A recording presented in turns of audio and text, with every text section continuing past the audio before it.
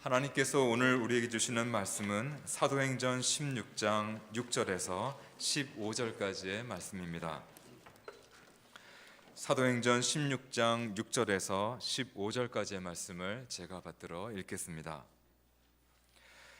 성령이 아시아에서 말씀을 전하지 못하게 하시거늘 그들이 부르기아와 갈라디아 땅으로 다녀가 무시아 앞에 이르러 비두니아로 가고자 애쓰되 예수의 영이 허락하지 아니하시는지라. 무시아를 지나 드로아로 내려갔는데 밤에 환상이 바울에게 보이니 마게도냐 사람 하나가 서서 그에게 청하여 이르되 마게도냐로 건너와서 우리를 도우라 하거늘 바울이 그 환상을 보았을 때 우리가 곧 마게도냐로 떠나기를 힘쓰니 이는 하나님이 저 사람들에게 복음을 전하라고 우리를 부르신 줄로 인정함이로라. 우리가 드로아에서 배로 떠나 사모드라게로 직행하여 이튿날 네아폴리로 가고 거기서 빌립보에 이르니 이는 마게도냐 지방의 첫 성이요 또 로마의 식민지라. 이 성에서 수일을 유하다가 안식일에 우리가 기도할 곳이 있을까 하여 문 밖 강가에 나가 거기 앉아서 모인 여자들에게 말하는데 두아디라시에 있는 자색옷감 장사로서 하나님을 섬기는 루디아라 하는 한 여자가 말을 듣고 있을 때 주께서 그 마음을 열어 바울의 말을 따르게 하신지라.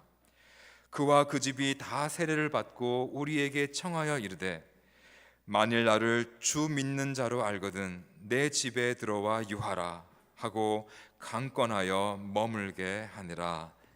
아멘. 1차 선교 여행을 마치고 안디옥 교회로 돌아온 사도 바울은 2차 선교 여행을 준비하는 중에 예기치 못한 큰 어려움을 겪게 됩니다. 청년 마가 요한을 다시 선교 여행에 데리고 가는 문제로 함께 동역했던 바나바와 바울이 심한 논쟁을 벌이게 됩니다. 결국 오랫동안 함께 동역했던 바나바와 바울은 갈라서게 되었습니다. 따지고 보면 바울의 오늘에 있기까지 바나바의 존재는 절대적이었습니다. 교회의 박해자였던 바울의 애심을 믿어주고 예루살렘 교인들이 바울을 의심할 때에 그들을 설득하고 보증해 준 사람이 바나바였습니다. 안디옥 교회에 데리고 와서 성경 교사로 일할 수 있게 해주고 드디어 선교사로 파송을 받게 된 것도 바나바의 역할이 컸었습니다. 바나바의 조카인 요한 마가를 받아주지 않는 바울을 보면서 아마 바나바는 마음이 상했을 겁니다. 자신도 바울을 세워주고 또 바울을 보증해주면서 바울을 지금까지 어떻게 생각하면 양육해준 사람이 바나바였는데 자신의 조카 청년 마가가 한번 선교여행 도중에 포기하고 돌아간 그것 때문에 다시 기회를 주지 않는 바울의 모습을 보면서 인간적으로 바나바도 큰 상처를 받았을 겁니다. 이 문제 때문에 서로 분노하고 심히 다투게 되면서 결국 선교 동력을 포기하게 되는 그런 상황에 이르게 되었습니다. 우리도 인간관계를 보면 친한 친구끼리 혹은 형제와 혈육 사이에 동업을 하다가 깨어지는 것을 많이 보지 않습니까? 그토록 서로 사랑하고 결혼까지 했던 부부도 살다가 결국은 깨어지고 헤어지는 것을 보지 않습니까? 두 사람이 함께하는 것이 그토록 어려운 일이라 생각을 하게 됩니다. 바울과 바나바의 결별은 두 사람 각 사람에게도 상처를 주었을 뿐만 아니라 두 사람을 아는 모든 사람에게도 실망을 주고 상처를 남긴 큰 일이었습니다. 아마 바울의 인생은 그리고 자신이 앞으로 선교사로 살아가는 그 모든 삶에도 이 일이 그의 인생의 문을 닫힌 것처럼 답답하게 만들었을 것입니다. 이러한 바울의 인생에 하나님이 어떻게 역사하셨는지 사도행전 16장을 보면 답답한 인생이 되어버린 바울의 인생을 하나님께서 어떻게 그 문을 여시고 있는지를 보여주는 하나님의 이야기가 여기에 나오고 있습니다. 하나님께서 어떻게 문을 여시는지 첫 번째는 바울은 바로 하나님의 역사에 의해서 그의 답답한 인생의 문을 열게 되었습니다. 바울은 바나바와 결별하고 나서 예루살렘 교회의 일꾼으로서 안디옥 교회에 내려와서 일하고 있던 실라라는 사람을 동역자로 세웁니다. 그리고 2차 선교 여행을 떠나게 됩니다.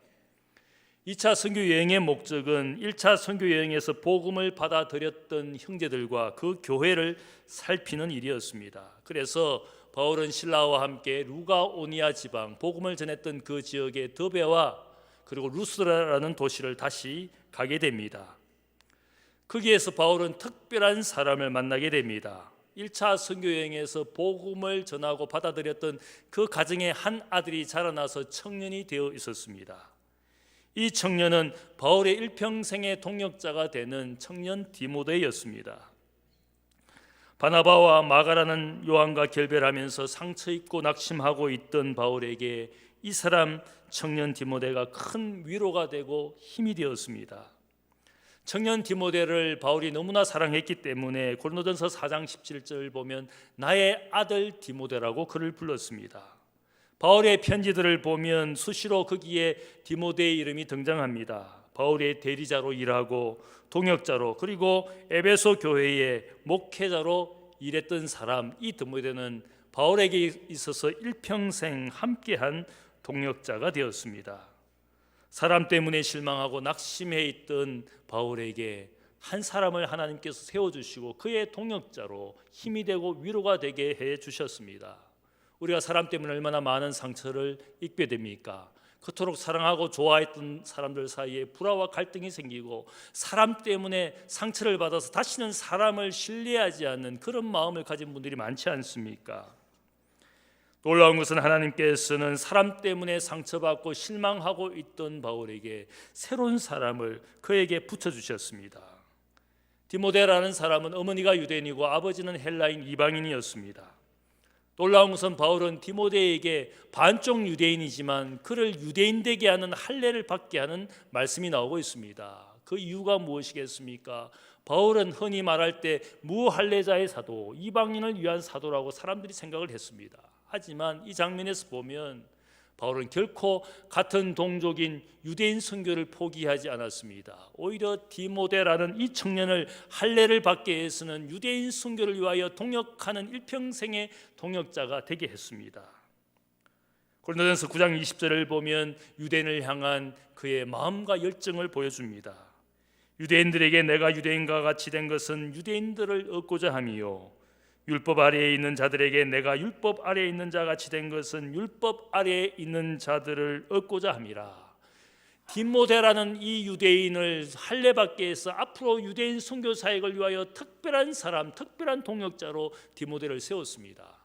하나님께서 이 2차 선교 여행을 시작하는 그 시점에서 디모데라는 일평생 함께하는 유대인 선교를 위하여 특별하게 세워주신 사람을 만나게 하시고 그를 세워주신 겁니다. 사도행전 16장 10절을 보면 바울의 이야기를 하면서 우리라는 사람이 등장합니다. 바울의 이야기를 우리라는 사람의 관점으로 이야기를 하기 시작합니다. 그래서 흔히 우리가 이 16장 10절부터 말해지고 있는 이야기를 우리라는 하나의 섹션이 시작되었다, 그렇게 말합니다. 아마 사도행전의 저자인 누가가 이 장면에서부터 2차 선교 여행에 바울의 동역자로 참여하고 있음을 보여줍니다. 누가라는 사람은 성경의 전승에 따르면 직업이 의사였고 헬라 사람이었습니다. 바울의 이방인 선교를 위해서 선교 동역자로 누가라는 사람을 하나님께서 이 시점에서 등장시키고 바울의 동역자로 함께 하고 있는 것을 말해주고 있습니다. 사람 때문에 상처받고 실망하고 있던 바울에게 유대인 선교를 위하여 청년 디모데를 세워주시고 이방인 선교를 위하여 의사이며 이방인이었던 누가를 세워주셨습니다.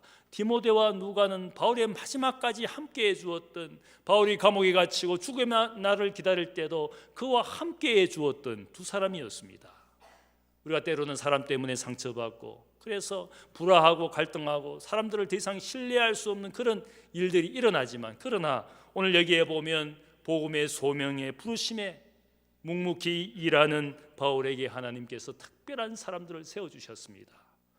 바나바와 마가 요한은 떠나갔지만 하나님께서 디모데와 누가라는 이 특별한 사람을 세워주심으로 그를 위로해 주시고 복음의 사역을 계속할 수 있도록 힘이 되어주는 사람을 세워주셨다 할 수 있습니다. 저는 목회하면서 많은 사람들에게 실망합니다. 함께 열심히 일하고 함께 열심히 뜻을 같이 했던 사람들이 어느 순간 별것 아닌 문제 때문에 상처를 받고 떠나가는 것을 많이 보게 됩니다. 그 사람들을 붙잡고 싶지만 그러나 한번 돌이킨 마음을 바꾸지 않습니다. 그때마다 저도 상처를 입습니다. 그런데 놀라운 것은 하나님께서 새로운 사람을 만나게 합니다. 전혀 생각하지 않은 사람이 일꾼이 되고 교회를 돕고 목회를 돕는 것을 보게 됩니다. 하나님께서는 우리가 소명에 묵묵히 일한다면 그 소명을 이루어 가도록 누군가를 반드시 붙여주시는 것이 하나님의 뜻인 줄 믿습니다. 여러분의 교회 때문에 상처받고 혹은 누구 때문에 상처받아서 이 교회로 여러분이 흘러들어왔는지 저는 알지 못합니다. 그러나 분명한 것은 하나님께서 대학교의 공동체라는 이 성도와 형제를 통하여 우리의 마음에 위로를 주고 새로운 일들을 시작하게 하시는 것이 저는 하나님의 뜻이라고 믿습니다. 우리의 만남과 우리의 공동체에는 다 하나님의 뜻이 있다고 믿습니다. 나의 상처를 치료하고 나를 위로해 주시고 내가 하나님의 뜻을 이루어갈 수 있도록 또 누군가를 내 곁에 있게 하신다는 것을 우리가 믿어야 되는 줄로 믿습니다. 여러분의 삶에 바로 우리가 바로 그런 존재인 겁니다. 예루살렘과 로마로 가는 바울의 마지막 여정에 디모데와 누가가 함께했습니다. 바울의 인생의 문이 막힐 때, 답답한 인생이 되었을 때 하나님께서 그 인생의 문을 열어주셨습니다. 두 번째로 오늘 이야기는 하나님께서 복음의 문을 열고 있다는 사실을 알려주고 있습니다. 사도행전 15장 36절에 따르면 바울의 2차 선교 여행의 목적이 분명했습니다. 이미 그가 복음을 전했던 소아시아 땅에 거기에 복음을 받아들인 형제와 교회를 살피기 위해서 여행의 목적을 삼았습니다. 그래서 바울은 부르기아와 갈라디아 지역을 거쳐서 남서쪽 아시아 속주로 가고자 그의 복음의 행로를 정했습니다. 그런데 오늘 말씀을 보니까 성령이 바울의 발걸음을 막았습니다. 그래서 바울은 또한 무시아를 지나서 터키 땅 북쪽의 비두니아 지방으로 올라가고자 발걸음을 바꾸었습니다. 그런데 놀라운 것은 또 예수님의 영이 막았다고 기록되어져 있습니다. 성령과 예수의 영이 바울의 행로를 막았습니다. 성령과 예수의 영이 막으신 것은 그것이 하나님의 뜻이 아니었다라는 사실을 바울이 깨닫게 되었습니다. 왜 바울이 성령과 예수의 영이 자신의 발걸음을 막는가? 그는 끊임없이 성령에 대해서 민감하게 반응하면서 자신의 인생의 행로를 정했기 때문에 이 길이 하나님이 원하시는 뜻이 아니라는 사실을 분명히 알고 있었습니다.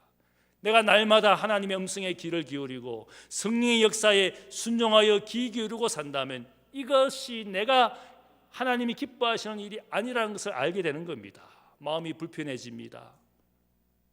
분명히 좋은 일이라고 생각을 하고 또한 우리가 계획한 것이 맞다고 생각을 했지만 그 일을 해갈수록 마음이 불편해지는 경우가 있습니다. 내가 성령의 음성에 귀를 기울이면 그것이 아니라면 내 마음이 불편해질 수밖에 없습니다.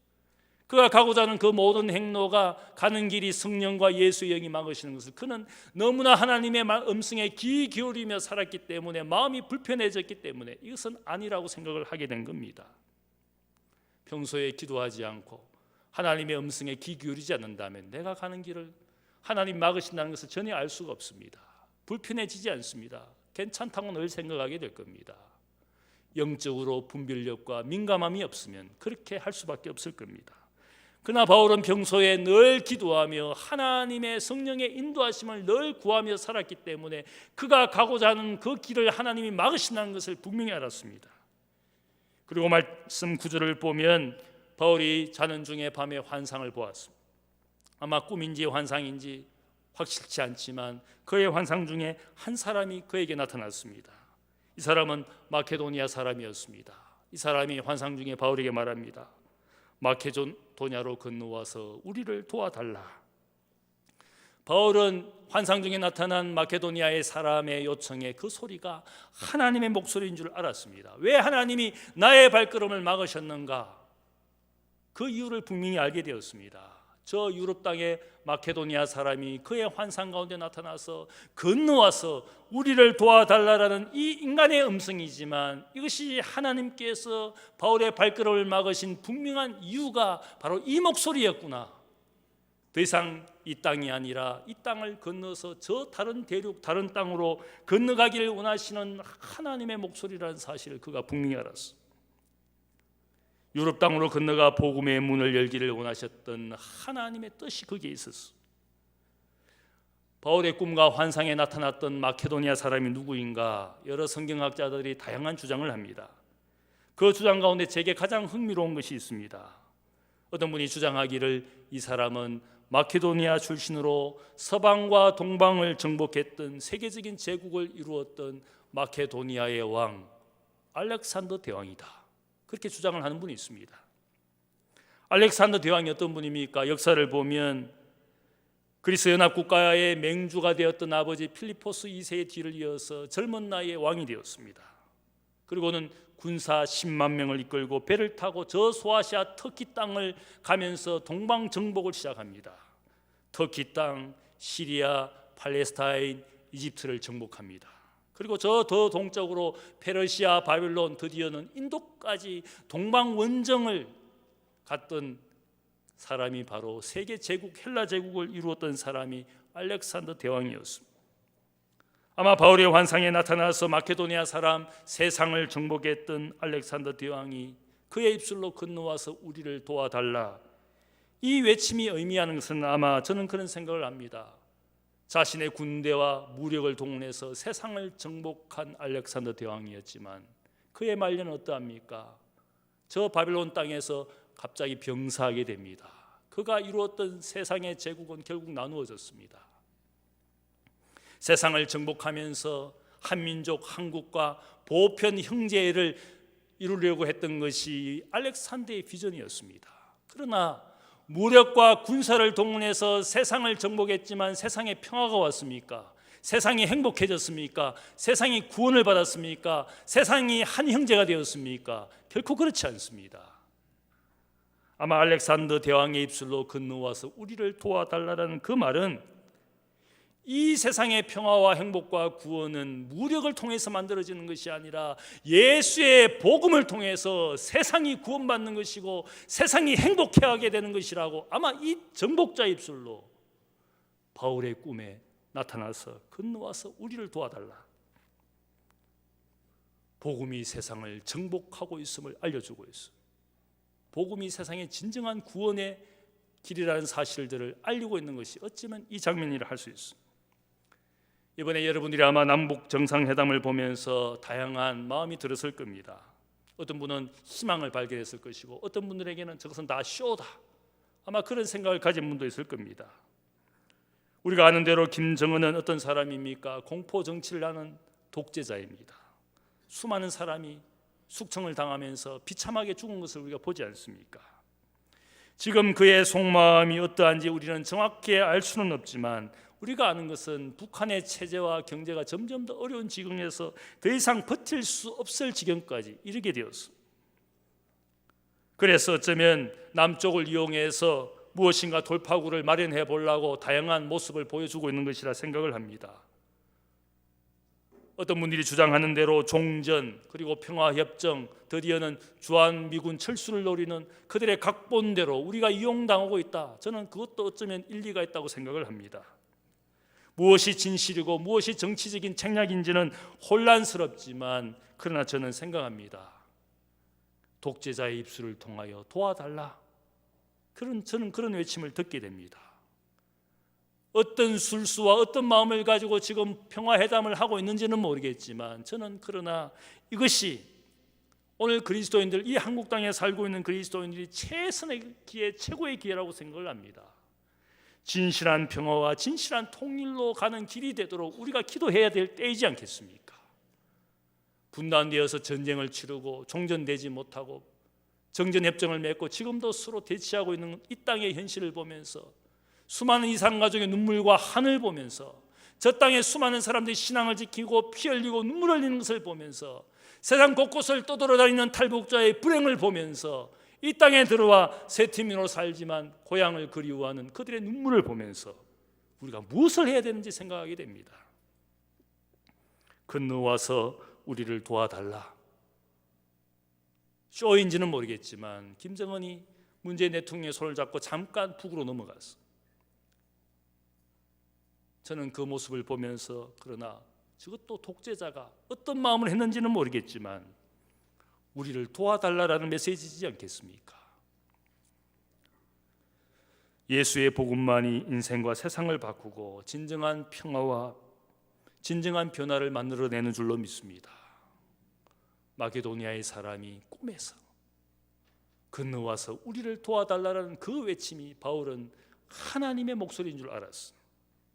세상의 구원이 무력에 있지 아니하고 구원은 오직 하나님께 속한 것이라고 수많은 구약의 선지자들이 부르짖었습니다.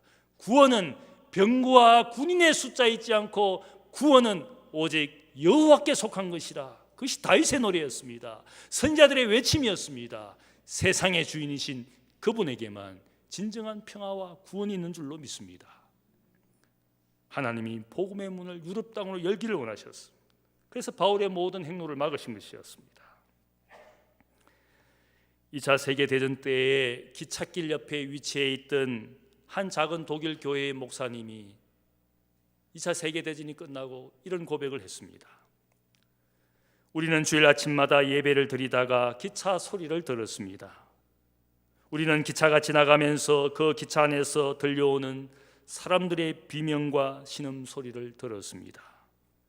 그들은 죽음의 수용소로 가축처럼 끌려가는 유대인들의 소리였습니다. 우리는 그들의 신음소리를 들을 때마다 마음이 고문을 당하는 것처럼 괴로웠습니다. 그들의 신음소리가 들리지 않도록 우리는 교회에 예배를 드리며 더욱 크게 찬양하고 더욱 크게 기도했습니다. 찬양을 하고 기도를 해보지만 우리의 마음은 고통과 공허로 가득 찼습니다. 시간과 세월이 흐르면서 교인들은 아무도 그것에 대하여 더 이상 이야기하기를 원하지 않았습니다. 하지만 기차 소리와 유대인들의 신음소리는 나의 꿈속에서 지금도 들립니다. 제발 우리를 도와주세요. 하나님, 크리스찬이라고 부르는 우리를 용서해 주십시오. 우리가 아무것도 하지 않았습니다. 바울은 계획하지 않았던 더욱더 먼 이방 땅으로 그의 발걸음을 옮겼습니다. 거기에서 도움을 요청하는 고통당하는 인간의 목소리가 하나님의 목소리인 줄 알았습니다. 오늘 우리 주위에서 이웃이 불행과 고통 가운데 외치는 도와달라는 그 외침을 외면하는 오늘 교인 그리스도인들의 삶의 모양이 어떠합니까? 마음이 괜찮은 겁니까? 괜찮다면 더욱 문제가 되는 겁니다. 인간의 고통의 소리를 외면하지 않으셨기 때문에 하나님께서 저 애굽 땅에서 고통당하는 이스라엘 백성들을 출애굽시켜 주셨습니다. 죄와 죽음의 불행 가운데 고통당하는 인간의 고통의 소리를 외면하지 않으셨기 때문에 하나님이 인생이 되셔서 성육신하셔서 우리의 모든 죄와 죽음의 불행을 담당하신 것이지 않겠습니까? 외면하시지 않았기 때문에 오늘 우리의 구원이 여기에 있는 겁니다. 바울은 하나님의 목소리를 외면하지 않았습니다. 그래서 항구 도시인 트로이에서 배를 타고 5일간의 긴 항해를 통해서 마케도니아의 큰 성 빌립보에 도착하게 되었습니다. 알렉산더 대왕은 자신의 군사를 이끌고 배를 타고 저 마케도니아 빌립보에서 10만의 군사를 이끌고 배를 타고 소아시아의 트로이에 도착을 했습니다. 세상을 무력으로 정복하기 위해서. 그러나 반대로 바울은 복음의 군사들 동역자들과 함께 배를 타고 복음으로 세상을 정복하기 위해서, 세상을 구원하기 위해서 저 트로아에서 빌립보에 드디어 도착했습니다. 복음의 문을 열기를 원하시는 하나님의 뜻에 순종하여 가기 싫은 그 땅에 바울이 복음의 군사들과 함께 그 땅에 도착한 것이었습니다. 세 번째로 오늘 이 이야기를 보면 하나님께서 한 가정의 문을 여시고 있는 것을 보여줍니다. 바울이 마게도냐 지방 첫성 큰 도시 빌립보에 배를 타고 도착했습니다. 이 도시 빌립보는 주전 356년에 알렉산더 대왕의 아버지 필리포스의 이름을 따서 건설한 도시였습니다. 아버지가 갑자기 암살당하면서 왕이 되어서 알렉산더 대왕은 동방을 정복하는, 그래서 빌립보 도시라는 것은 특별한 의미가 있는 도시였습니다. 이 도시는 또한 유명했던 것은 줄리어스 시저가 주전 44년에 브루투스에 의해서 암살당했습니다. 그리고 나서는 로마가 내전이 벌어졌습니다. 공화파인 브루투스와 카시우스와 그리고 시저의 양아들이고 시저의 협력자였던 안토니우스와 옥타비아누스가 두 진영이 마지막 대결을 벌이는 장소가 빌립보였습니다. 결국은 나중에 아우구스 황제가 되는 옥타비아누스의 군대가 이 브루투스의 군대를 이기게 됩니다. 그래서 로마의 평화가 만들어집니다. 로마의 평화가 만들어지면서 많은 군인들이 큰 보상을 받고 이 빌립보에 정착하게 되는 것이 도시의 역사였습니다. 아마 돈으로 보상을 받고 퇴역한 많은 군인들이 이 도시에 살게 될 때 그 도시가 승행하는 두 가지가 있습니다. 토박과 매춘이었습니다. 거친 남자, 거친 군인들이 그 땅에 살면서 그 땅이 더욱더 거칠어지는 그런 땅이었습니다. 그 도시에 바울이 도착했을 때 그 도시에서 복음을 전하기 위해서 자신이 늘 하던 방법대로 유대인의 해당을 찾아가 설교하기를 원하고 복음 전하기를 원했지만 유대인의 해당이 존재하지 않았습니다. 유대인 10명만 모여도 해당을 만드는 것이 유대인들이었지만 이 도시는 이방인의 도시였습니다. 수많은 세상의 음행과 도박이 승행하던 그 도시에 유대인들이 정착할 수 없는 도시였습니다. 그래서 바울이 어떻게 합니까? 안식일에 기도처를 찾기 위해서 그 도시의 강가로 나갑니다. 강가에 나갔을 때 거기에 한 무리의 여인들을 만나게 됩니다. 바울은 그 여인들을 만났을 때 아마 하나님의 말씀 성경책을 펼쳐들고 복음을 전했습니다. 복음을 전하게 되었을 때 그 여인 중에 한 사람 루디아라는 여인이 복음을 받아들였습니다. 오늘 말씀을 보면 하나님이 루디아의 마음의 문을 여셨다. 복음을 받아들이게 되었습니다. 복음을 받아들이고 루디아와 그녀의 모든 가족들이 세례를 받고 주를 믿는 그리스도인이 되었습니다. 그리고 나서 바울과 모든 동역자들을 자신의 가정에 초청합니다. 만일 나를 주를 믿는 자로 여기거든 나의 집에 들어와 유하라. 그렇게 바울을 자신의 집에 자신의 가정에 받아들였습니다. 흔히 사람들이 말하기를 루디아의 가정이 최초의 복음을 받아들인 유럽의 첫 번째 교회가 되었다고 말을 합니다.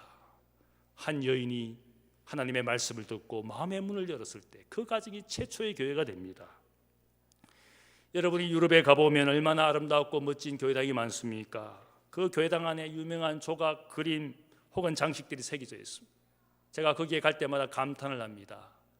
오늘 그러나 저는 이 장면을 보면서 진짜 하나님 보실 때 가장 아름다운 유럽의 교회가 어떤 교회일까? 제가 생각할 때 바로 루디아의 가정에 만들어진 교회였습니다. 하나님의 말씀을 듣고 마음의 문을 열었습니다. 자신의 가정을 개방했습니다. 바울과 동역자들을 초청했습니다. 그들로부터 세례를 받았습니다. 얼마나 아름답고 멋진 교회가 그 가정에 생긴 것입니까? 도시 빌립보는 거친 남자들, 거친 군인들이 살던 곳이었습니다. 놀라운 것은 하나님께서 연약한 여인 루디아의 마음을 열고 그녀의 가정을 열면서 이 거친 도시, 거친 사람들이 살고 있는 이 도시를 복음의 문을 여는데 하나님께서 도구로 사용한 사람이 연약한 여인 루디아였습니다. 가만히 보면 우리 가정에 누가 제일 먼저 예수를 믿습니까? 제가 보니까 주로 아내들이, 여인들이 주님의 복음을 먼저 받아들입니다. 그래서 보면 아내 따라서 교회 나오는 분들 많지 않습니까? 아내의 허리띠 잡고 억지로 끌려 나온 남편들 많지 않습니까? 저는 늘 생각할 때마다 우리 사회가 이제는 점점 더 바뀌어가고 있다. 이제는 유교의 가부장 문화가 아니라 이제는 모계 사회로 다시 가고 있다. 원래 우리의 모습대로 가고 있다. 그런 생각을 하게 됩니다. 연약한 여인이 복음을 받아들이고 가정의 문을 열었을 때 하나님께서 그 가정을 구원하실 뿐만 아니라 그 가정을 통하여 빌립보 교회가 만들어지고 빌립보 교회 교인들을 통하여 도시 빌립보를 구원하시고자 하시는 하나님의 뜻이 여기에 있었습니다.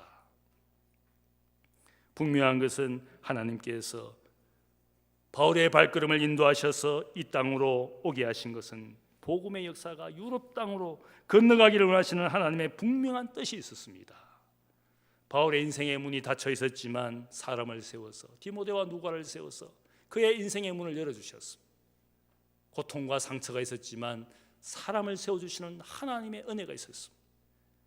저 험한 빌립보 그 도시에 도착했을 때 아무도 도와주지 않을 것 같은 그 상황에서 한 여인의 가정이 그를 영접했습니다. 말씀을 열고 마음을 열고 가정을 열게 하신 하나님의 역사가 거기 있었습니다. 고대 유대인들은 배 타는 것을 그렇게 싫어했다 그럽니다. 그러나 하나님의 부르심에 응답했을 때 바울은 드로아에서 빌립보까지 긴 항해를 5일간의 항해를 할 수가 있었습니다. 복음에 대한 소명을 이루기 위해서 하기 싫은 것도 원치 않는 것도 하나님의 부르심에 응답하는 바울이었습니다. 바울은 바리새인이었습니다. 바리새인은 당시에 세 가지를 가장 싫어했습니다. 바리새인들은 아침에 일어나면 세 가지를 감사하며 기도했다 그럽니다. 하나님 감사합니다. 내가 여인으로 태어나지 않아서 감사합니다. 하나님 감사합니다. 내가 이방인으로 태어나지 않아서 감사합니다.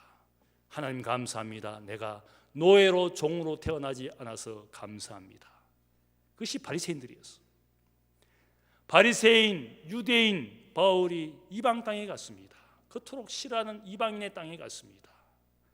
멸시하고 무시하던 여인의 가정에 들어갔습니다. 사람 취급하지 않았던 노예를 위해서, 여종을 위해서, 귀신 들린 그 여종을 위해서 복음을 전하며 귀신을 쫓아내었어. 그것이 빌립보의 이야기입니다.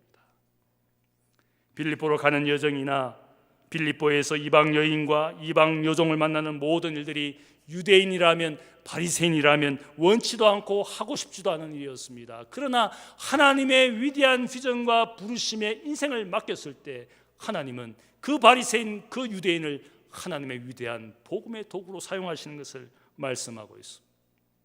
여러분의 인생의 문이 닫혀 있습니까? 여러분의 인생의 길이 닫혀 있습니까? 여러분의 가정과 여러분의 일터가 혹 닫혀 있어서 답답하지 않습니까? 다윗은 우리에게 말씀합니다. 하나님께서 사람의 걸음을 정하시고 그의 인생의 길을 기뻐하시나니 그는 넘어지나 아주 엎드러지지 아니함은 여호와께서 그의 손으로 그 인생의 길을 붙드심이로다. 인생의 발걸음, 인생의 길을 하나님이 붙드신다 그랬어요. 하나님의 자녀와 그 백성은 하나님께서 그 인생의 발걸음마다 바울의 행로처럼 그의 인생의 길을 인도하셔서 자신이 계획하고 생각하고 좋아 보이는 그것보다 더 위대한 하나님의 일을 하도록 그의 인생의 길을 인도하셨습니다. 그것이 하나님이었어. 하나님께서 닫힌 인생의 마음 문을 열기를 원합니다. 주님께서 말씀합니다. 볼지어다 내가 문 밖에 서서 두드리노니 누구든지 내 음성을 듣고 문을 열면 내가 그에게로 들어가 그와 더불어 먹고 그는 나와 더불어 먹으리라. 인생의 문을 지금도 노크하시는 주님입니다. 내 인생의 문을 열기를 원합니다. 내 인생의 중심에 주님께서 주인 되기를 원합니다. 인생의 마음 속속에 들어있는 상처와 모든 더러운 것들을 치유하고 몰아내고 깨끗하게 만드셔서 내 인생의 주인 되기를 원하셔서 오늘도 인생의 문을 두드리시는 주님입니다. 우리의 인생을 열고 마음을 열고 가정을 열면 주님께서 그 자리에 주인이 되어 주십니다. 주님께서 우리의 인생의 주인이 되시면 어떤 일들이 일어납니까? 내 삶에 평강이 임합니다. 내 삶에 진정한 영적 부요가 만들어집니다. 내 삶에 영원한 생명과 영원한 구원이 내 삶에 시작되는 줄로 믿습니다. 여러분의 인생의 문을 열고 마음을 열고 가정을 열어서 한 사람 연약한 여자라 할지라도 그를 통하여 가정을 구원하시는 것이 하나님의 역사였습니다. 포기하지 않고 좌절하지 않고 인생과 가정을 주께 맡기시는 여러분들 되시기를 주님의 이름으로 축복합니다. 기도하겠습니다. 사랑의 아버지 하나님 감사합니다. 우리의 인생은 답답합니다.